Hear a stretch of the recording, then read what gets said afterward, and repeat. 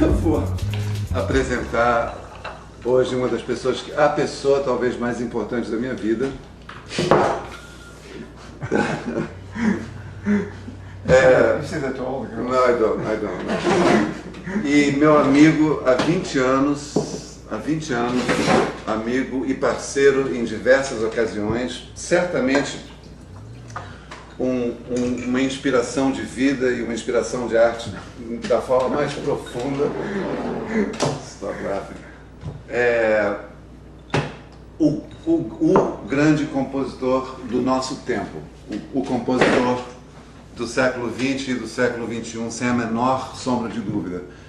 Com um pouco de exagero ou pretensão, eu diria que é o Beethoven, é o Wagner, é o Mozart de hoje em dia. E sem sacanagem, não existe outro compositor no nível do Philip. E o Philip reuniu algumas das grandes qualidades, na minha opinião, que fazem do Philip um inventor, um músico extraordinário, um compositor de óperas, que é um pulo além da sinfônica, também é pop, também cruzou a barreira do mundo pop e tem um lado empresarial. Ele mantém um estúdio, mantém um ensemble chamado Philip Glass Ensemble, gravou, realizou o maior número de obras possíveis do que qualquer outro compositor, vivo ou morto. Philip Glass. I'm exhausted by your introduction. Philip Glass. Mais perto com a câmera, por favor. Tô falando na cara dele.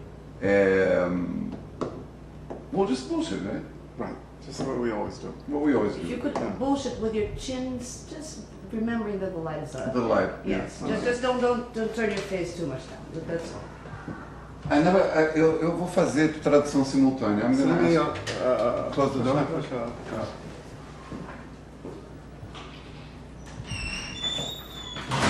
You know, the difficult thing is how do we always bullshit? How do we bullshit? Sometimes we talk about people that we knew, like a Beckett or artists that we knew. I just saw, by the way, Ruth Melichek sitting at the, what is this for?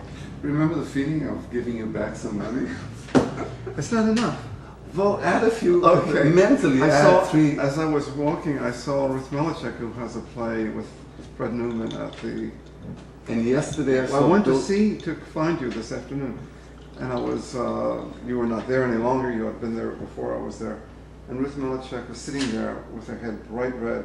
She's doing a play at the New York Theater. And I saw Bill Raymond yesterday. He haunts the neighborhood. Well, he lives right around the I know. corner, and there's his face in the same. It's very difficult to ask a friend questions, but I'm gonna. Do you ever feel nostalgic?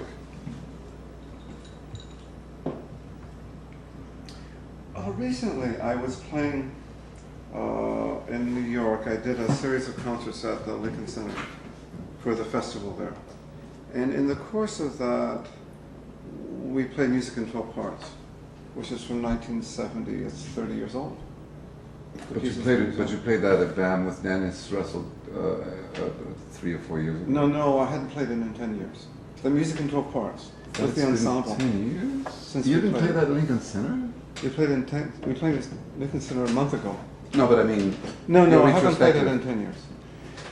And it wasn't a question of being nostalgic, but it made me think about the music had a kind of the music is the same because it's notated music.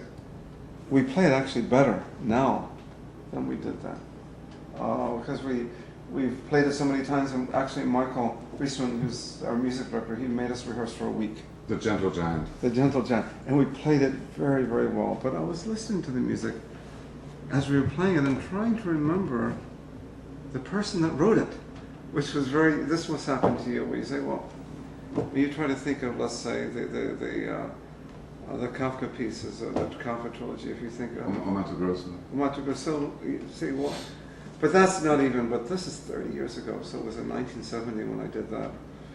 And I couldn't really remember the person who did it, but the music incorporated a kind of energy and a kind of mentality. And by playing the music, I can remember it. It's funny because it's been about 12 years since half of my company, the Dry Opera Company, lived upstairs while we were doing La Mama. Yeah. And this was before the fax machine was invented. And remember, both you and I got the first fax machines that came out, and used to fax each other these long, stupid things and stuff.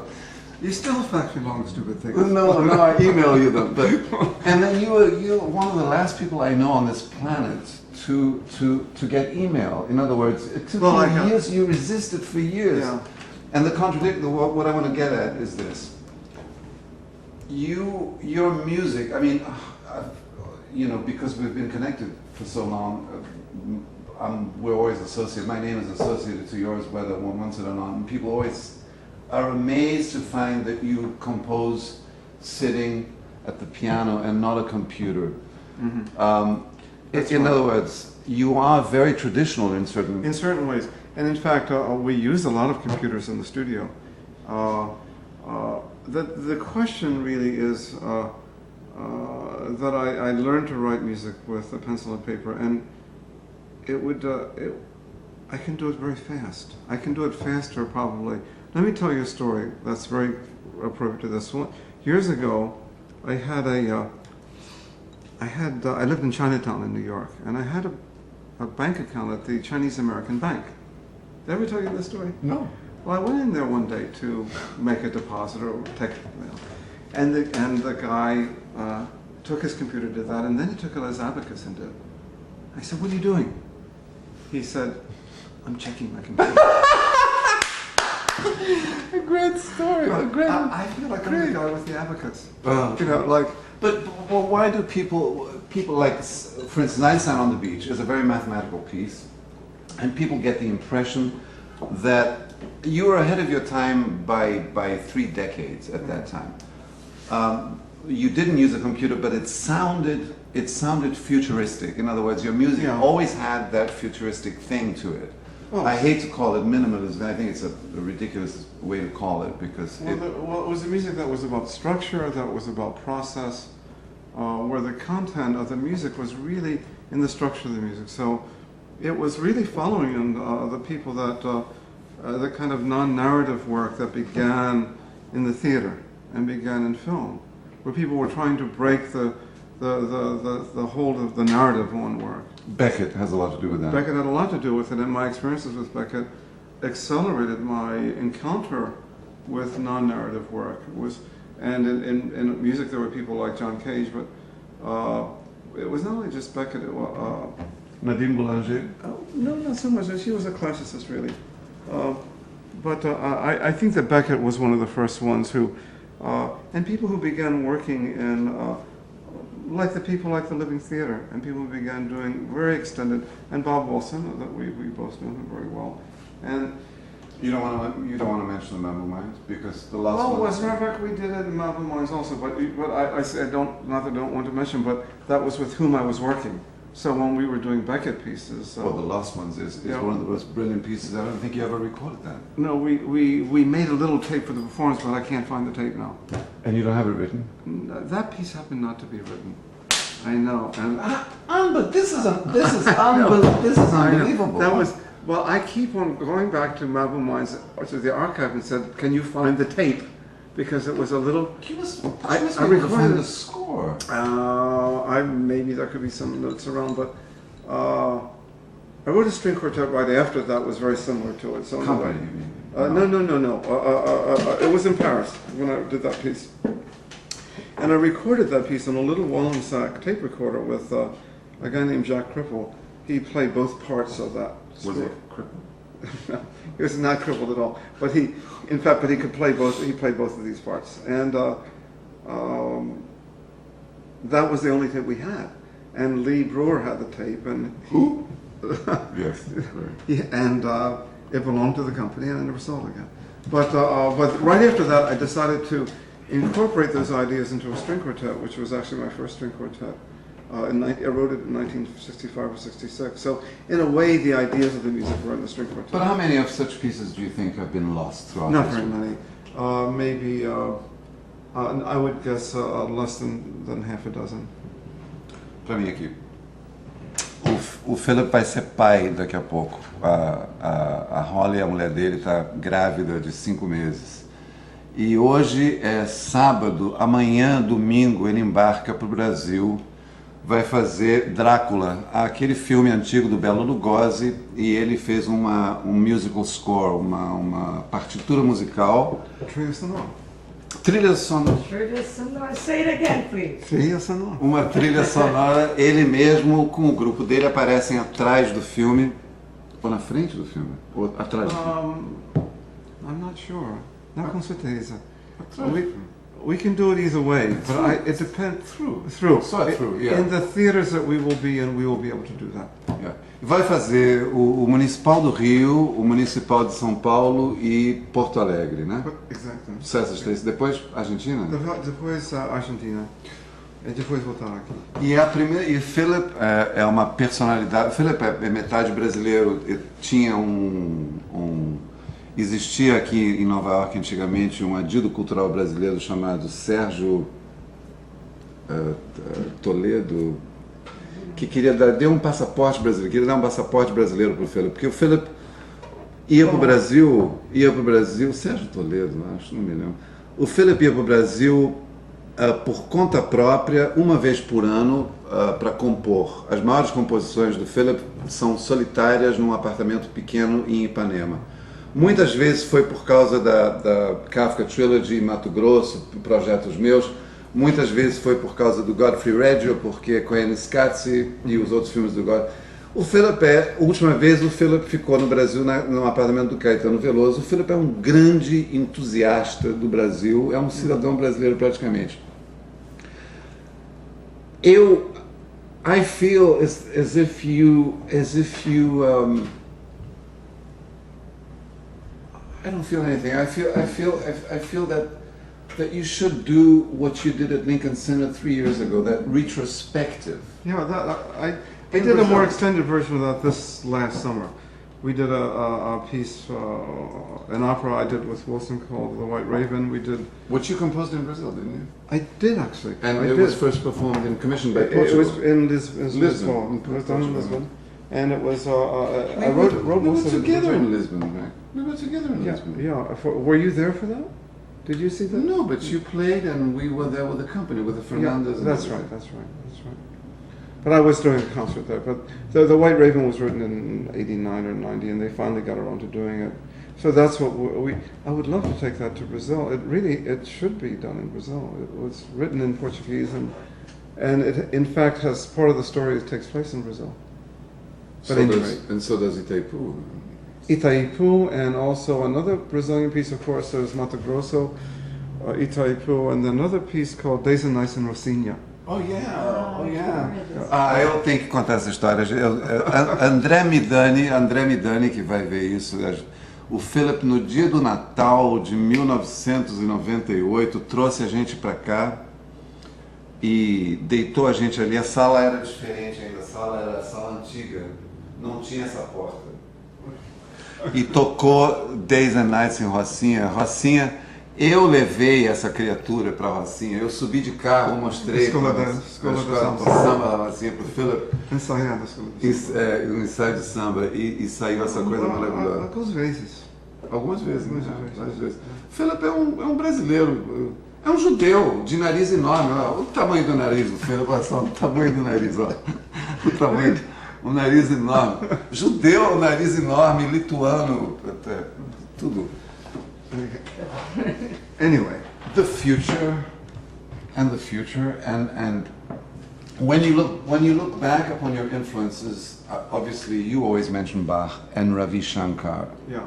Who else? Yeah, well, there was a whole experience I had when I lived in Chicago in the 50s of my encounters with American jazz, people like John Coltrane and Bud Powell, the bebop players of that time, who I heard Billie Holiday, I heard these people when they were still able to play. Thelonious Monk many times. So there's a whole, there's that too. That I heard that when I was very young, but I think what was came out of that really was the sense that the composer should also be the performer. That's what I really got from Ravi, and I got from these people. Like John Coltrane was a composer, but he was also a performer. That when the composer and the performer became, when you function in both ways, that there was a connection to the music by way of the audience that was impossible to duplicate in any other way. It kind of upsets me a little bit that your recording with Ravi Shankar didn't explode in the charts as it should. You know, but it's been. In fact, it's funny you should say that. That piece is now is starting to take on a new life as a concert piece. Dennis Davies is taking. This is called Passages, work that Ravi and I did in 1989, and the Stuttgart Chamber Orchestra was invited to go to India this year, and they're putting that in their repertoire. And we're going to be playing it at in February at Carnegie Hall also. Do you feel like you have different partners at different times? I have Patti Smith. Yeah, a lot of. In fact, there was Allen Ginsberg, of course. There was yourself. There was Patti. There was David Bowie. I mean, there were a lot of people. Musicians, especially David Bowie. What was that like? Well, I knew him from the early '70s when he was just out of music, coming out of art school. There was Paul Simon. And I still work with Paul Simon. I still work with David. In fact, we did a concert in New York. It was a benefit concert, and he asked me to play in his band. And I played some piano. You did? I did. It was funny. Is there anything you'd refuse? Well, it depends. When there's a composer or a writer or a filmmaker of talent, then I don't refuse. But the criteria is a very simple criteria. It doesn't have to do with it's classical or popular or whether it's film or dance or the criteria is the talent of the people. And why does somebody like Sting say in an interview that you refuse to do anything with him? I didn't say that. He did. Well, I didn't exactly refuse. He says you refused exactly. Oh, well, that's not true. So what happened? We met and we talked about, he wanted to do, I think he was doing a Dracula or something like that, oddly enough. And he asked me if I would work with him on the music, and I actually said I would.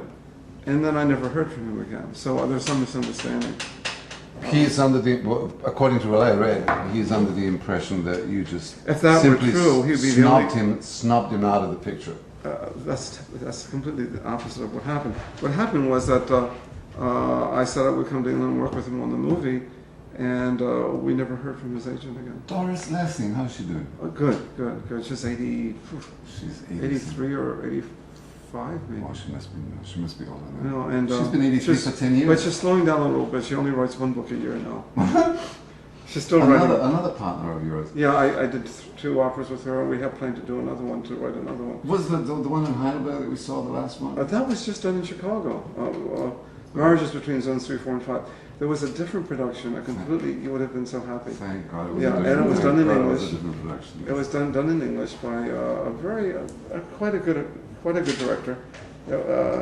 So it was nice to see that piece. It finally got done in a proper way. So, what about Brazilian partners? Well, there have been a few.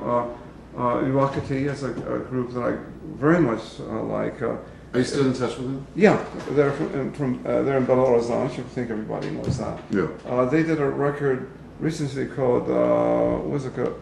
Rio de Amazonas, something like that. Rio Amazonas.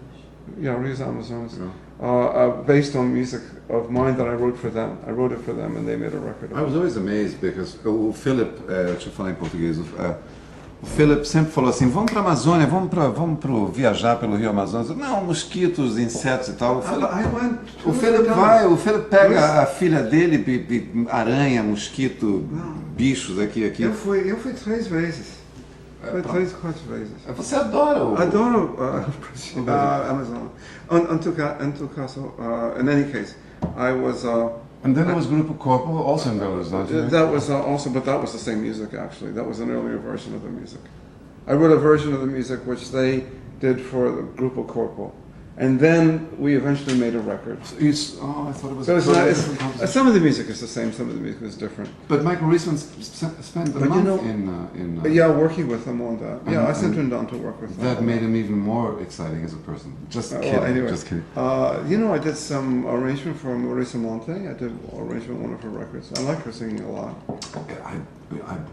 Yes. And I did some music for Jenna Papo, the Monique Gottenberg's film. Let's see there. What about, I see you and Caetano working together, for instance. Well, we know each other quite well. We like each other.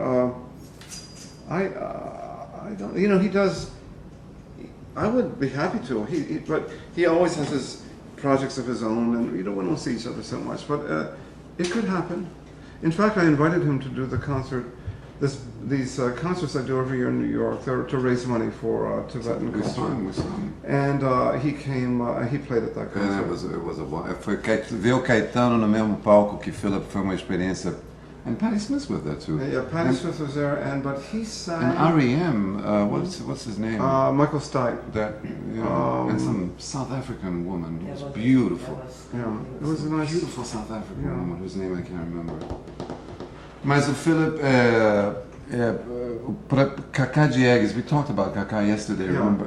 And people are always under the impression that, and maybe Jed Wheeler has a lot to do with that, that your music is going to be too expensive. And Kaká has said to me many times, porra, eu adoraria que o Philip fizesse música pro meu filme, mas eu não tenho dinheiro. He has to ask. Actually, and remember when Belitz, that creep from Germany, and I tried to get something of yours. I think it was we were going to do Canterbury Tales in Weimar, remember? And then Jed wrote him this extraordinarily rude letter demanding this extraordinary six-figure amount, which nobody could pay, especially a city like Weimar at the time. Is it that expensive? For instance, it depends. The Truman Show. How much you get? I mean, don't say how much you got, but now you're talking about Hollywood. Hollywood is a world to itself. It has its own standards, and composers in Hollywood who have any experience get about $500,000. I mean, it's different. No other place in the world is like that. Right. But that you can't compare that to anything. So you do proportionalize. When you work in Hollywood, you do it that way. You make a relative proportion. Absolutely. I mean, but on the same way, if you're working with a filmmaker in France or in Canada, it's quite different. Porque, por exemplo, eu uso música do Philip nas minhas peças e eu acabei de pagar $1 para ele. É assim, $1. Então não é o Philip é uma These things are always a matter of the context that they occur in. Hollywood is a very special context. Are you stifled by commission? In other words, when somebody says to you, well, I don't have to do them. I take the commissions I want to, but in fact, I usually engineer. I usually decide what I want to do, and then I find someone to commission it. That's how it works. So I told you, Canterbury Tales, it's not you or me.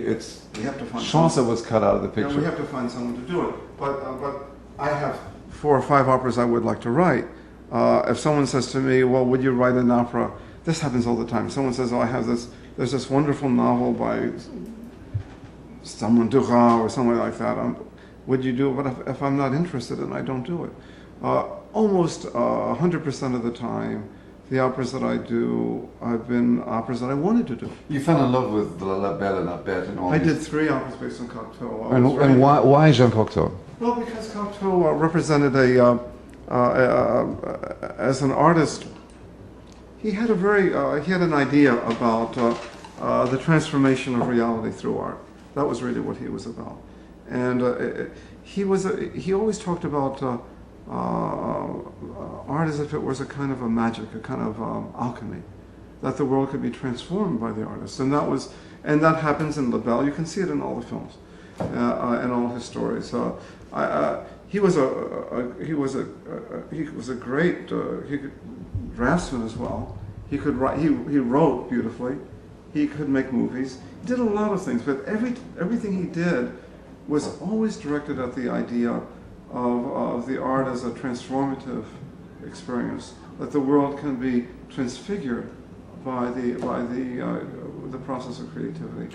Do you have a favorite piece of yours? I mean, if I don't know. Really I've honestly, always honestly. liked Satyagraha. Satyagraha. I think it's a sentimental attachment because I wrote it after coming back from India. I've been to India many times, and my whole connection with India, which began with Ravi Shankar, but I was able in Satyagraha to really put together a lot of things about India that were important for me.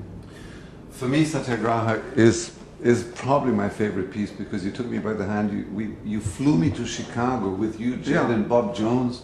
Yeah, to see that. It's a good performance. That was a beautiful performance. Yeah, it's being done, by the way, forget who directed in Austria right now. In which city? In Graz? St. Poltron, outside of Vienna. Uh-huh. Who directed that production of Satyagraha? I forget. Which one? In Chicago. A guy named David Peltney, an English. Oh yeah, that's right. The same guy who did the Voyage of the Met, right? Yeah. The guy who's doing it in Germany, there's a guy named Nietzsche. Who's a Nietzsche. Well known. Yes, but he philosopher. does. This is a visual artist, and his medium. He works in the medium of blood, and it's very. Nice. It's very scary. I haven't seen it, but he showed me some pictures of it. It was very scary. And Einstein on the Beach. I mean. I think we're doing it again in 2000. No. I mean, in terms of being one of your favorite pieces, I'm sorry to be drilling on this, but one. I know that we are attached to a favorite piece. I'm not attached to that piece. To Einstein, you're not attached to Einstein. No, more to some of the other ones. Yet Einstein is the piece which is probably. Akhenaten is one of your. Yeah, I like Akhenaten also. Of the first three operas, Satyagraha, Akhenaten, and Einstein, I would say Einstein is the third for me. Really? I would say. And those are the three. How do you feel about when you were invited to see the final product in Stuttgart in the 80s by Achim Freyer? Well, I loved his. I loved actually his Satyagraha, and his Akhenaten, but I didn't like the Einstein. The Einstein. But the other two were beautiful. Wow. I thought he really was able. I thought there was some problem with Einstein, but it may have been that I was too attached to the production that was Bob Wilson's production. But nobody can ever top that. So that was the problem. It's the turning of theater into something else. Yeah. You're talking about Jean Cocteau. Yeah. But your partnership with Bob Wilson, It did, yeah. specifically in Einstein, is that. Well, in fact, and we've done it ourselves. We've revived it in '84, in '92, and now we'll do it in 2000. Jersey, and I was there in Jersey in '92. Yeah, and then we'll do it again in But it wasn't- 2003. It wasn't quite as electric anymore as it was in. Depends. I think. I don't think that's what I meant true. by nostalgia. In fact, I think it's more radical now than it was. I think the world generally is more conservative than it was in the 70s and 80s. And Einstein, to young artists, seems more radical now and unexpected than it could have then. Do you feel the world to be I mean, without any cliches and any puns, do you feel the world to be a better place now than it used to be? Oh, it's far worse, actually. In There's no question. Yeah. Well, just for example, in the way that we, for example, in the arts, in the environment that we work. We used to get more money, Phil. We used to get so much more money. We used to get more money. I don't think so. There was more money. Well, there was more money. There was more money. And in Europe, there was more money. Yeah, well, that's true. But there was never much in America. No. But what's happened is I feel that television and film generally it's been so mediocre, and I think that a whole 2 or 3 generations of people have grown up thinking that theater was television, and so that works by people like Genet and Beckett, they simply don't even understand them anymore. I think there's less audience for that. I think it's smaller than it was. So I think the whole idea of experimental art has been very much endangered. I took a walk around New York last night, and I find it to be very depressing because it's just one store after another. It's a store. It's about buying. It's about buying. That's right. It's That's right. DKNY. It's Calvin Klein. It's Armani. Then it's another DKNY. And But isn't it the same in Paris and in Stuttgart and Rome? It is. It doesn't matter where you are anymore. It's the same. I see the same thing in Rio. People go, Brazil is still a little more naive, and probably because it's third world. I mean, Maybe we don't want to call it third world, and maybe you and I in Brazil are not part of the third world of Brazil. But we shouldn't forget that there are 50 million people who live below minimum wage levels, and that isn't to be forgotten about Brazil. Guilt? No. About what? No, I'm just kidding. India, one of your major passions, India. Guilt? Guilt. Are you kidding? Because you are responsible as an American. Do you feel how American do you feel, Phil? Totally. You do. Totally. And as soon as we finish this conversation, I'm going to call up President Bush and tell him what passed our comments on to him. I'm sure he'll be very interested in everything we have to say. I am sure you hate George W. Bush. Oh, well, what? Say it out loud. so what's new? So what's new, exactly. Yeah.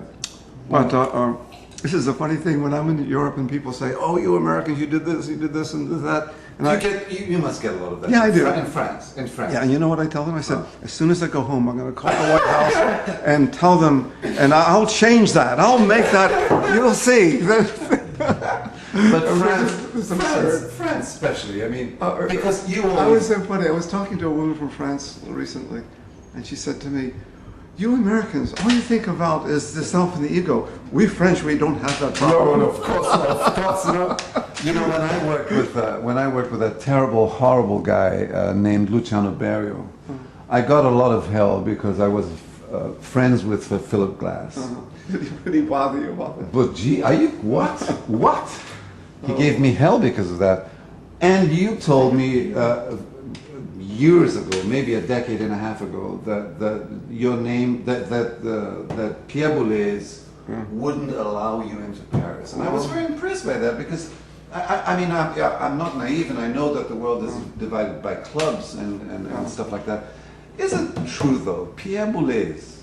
Well, you have to understand that every country has its own style of operating. France is a very bureaucratic country. France is actually the way we think Germany is, but actually Germany isn't like that. It's the French that are like that. It's very central. It's about central. But you are in France, and this is what I can't. Oh, that's true. I have a very good public in France, but the official French art world doesn't. It hardly really matters. But it doesn't matter, does it? It doesn't matter. But you spoke about it at the time with a certain amount of resentment. Well, I play all over the world. You know, I'm not the only. There are certain. I think what the French have done, not only just for me, but in terms of other people, they've disallowed certain artists to work there, and so that the country has become more provincial. So that things aren't available there, so people can't see things and hear things. It's a form of censorship, in a way. It is. Well, what happens is it's a form of cutting out the influences of culture. So that, for example, the one thing you can say about London or even about Rome and a lot of cities in Germany, that almost everything can be performed there. You know. Let's go to Germany for a second. Musically speaking, I can find no. I mean, as you know, I've directed all these modern operas in Germany. In the last, you're responsible for I that. am partly responsible. You're responsible. O Philip é responsável por isso, porque foi o Philip que me disse há 15 anos atrás, vai para a Alemanha, vai para a Europa. Because you have to make some money. Because no, but because I thought that in order to, I didn't think that you should depend on surviving in Brazil. Explain to me musically why composers, the post-Stockhausen composers in Germany, compose such shit. Yeah. And by shit I mean if you put a microphone at Grand Central Station at 5 o'clock in the morning, that's just what it sounds like. Explain to me why the Germans love intellect. Don't they? Don't you know that they love intellectual music? Why does does the public listen to this? They go. They fill up the house. You know, and you know that. I mean, people who never make another opera again, who never compose, like, I won't mention their names, it's ridiculous, but I got to direct works in Germany that cost a hell of a lot of money, that cost the German taxpayer a hell of a lot of money, and somebody who you would agree is a very sensitive person, Klaus-Peter Kerr, commissions these people. Why? You know that nothing will ever become out of those. You don't know? I have no idea. Is it, is it nationalism? No, I think it's a kind of ultra-conservatism. A kind of extreme conservatism that wants to freeze the historical development of music to a period of 50 years ago, 60 years ago. It's a fear beginning with whom? Well, would you say Schoenberg? Yeah, well, he was. It was well after that. It was after the Second World War, where music could have taken another direction. I mean, I think Schoenberg was really a post-romantic. That's what he was. But what I think there was an idea that they could freeze the future of music. They could have a kind of language that would not have to develop. And it's a very, as I say, I think it's an ultra-conservatism. To me, that's what it is. And you find that ultra-conservatism, you find it in religious movements and political movements and social movements. Don't you see it all over? Yeah. And you see it, and we see it in an artistic environment. And when you see an artistic environment, it seems bizarre, doesn't it? It does, especially when I see Stockhausen walk into the room looking like a monk and having followers. I mean, but it doesn't travel well, does it? It doesn't travel at all. No. But within Germany, there are 385 opera houses. Yeah. And if each and single one of them would contribute $1,000, the guy already made a fortune, and that's what upsets me so much. Let me ask you, music in 12 parts and Schoenberg and his 12-tone music, any analogy at all? Any Oh, yes, and, there was, but the real analogy would be to something like the preludes and fugues of Bach, which were also we're talking about pieces that have a didactic as well as an expressive purpose. Or like the Art of the Fugue of Bach, it was a didactic purpose was to display all the different forms of the fugue, and it was an encyclopedic presentation of that. The unfolding of music, I mean. All the possibilities within of this one idea. And Music in 12 Parts was in a similar way, though not in such an elevated way. But the idea was to take. Was Bach a conceptual musician? No, he was both. He was both. He could be both. He was expressive and conceptual at the same time. The best artists are always both. But with Music in 12 Parts, the idea. Thank you, Philip. Thank you. What? Yeah. We have a 5 more. But let me just. Music in 12 Parts was a compendium of techniques that involved variation and expansion through rhythmic structure. That's what it was. And so in a way, it's both a compendium of ideas and also an expressive work. And as a composer and performer, how do you want and how do you expect your music to be apprehended or comprehended? For instance, when you used to sit me there between two loudspeakers, and the result would be just tears. Yeah. I always got the feeling that you didn't like that. You didn't like the fact that I felt very moved by this stuff. I don't think that's so. That was quite okay. What a blasé. Did you have a blazer to put on the guy to make him more blasé? I don't, let's put it this way. I don't legislate on people how they should listen to music. But how do you, I mean, is it enough to move somebody to an extreme emotional point within themselves? Do you want them to understand it conceptually, intellectually? Because I'm not very interested in the conceptual part of it. Though in fact there's a very strong conceptual basis of the music. Which they used to call minimum. Yeah, and I tell people, not even when they listen to the music, they shouldn't try. It's not worth their time to try to go through that. The music should exist in an expressive form and in whatever abstract way people are able to perceive it.